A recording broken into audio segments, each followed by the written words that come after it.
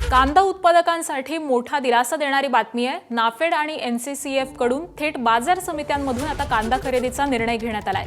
सोमवारपासून जिल्ह्यामधल्या विविध बाजार समित्यांमध्ये खरेदी प्रक्रिया ही सुरू होणार आहे। तर कांद्याला प्रति क्विंटल 1580 रुपये दर नाफेड आणि एनसीसीएफ कडून निश्चित झालेला आहे। अनेक वर्षांपासून नाफेड आणि एनसीसीएफ थेट बाजार समितीमध्ये कांदा खरेदी करावी, शेतकरी आणि लोकप्रतिनिधी यांची अशी मागणी होती आणि हा महत्त्वपूर्ण निर्णय घेण्यात आलाय।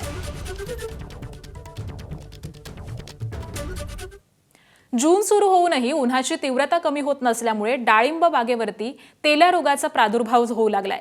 यामुळे डाळिंब बागेवरती केलेला खर्च देखील निघणं हे मुश्किल होणार आहे।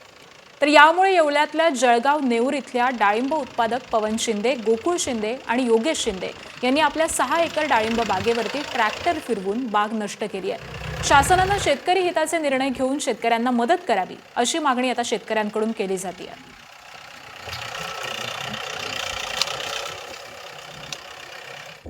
या वर्षी टेम्परेचर जास्त असल्यामुळे डाळिंबाच्या बागावर तेल्या रोगाने अटॅक।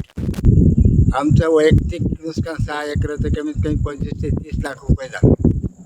तर याचं सरकारने लक्ष दिलं पाहिजे आणि शेतकऱ्यांना सहकार्य केलं पाहिजे, मदत केली पाहिजे।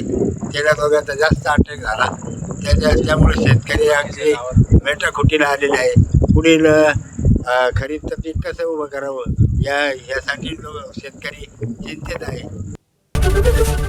एबीपी माझा, उघडा डोळे बघा नीट।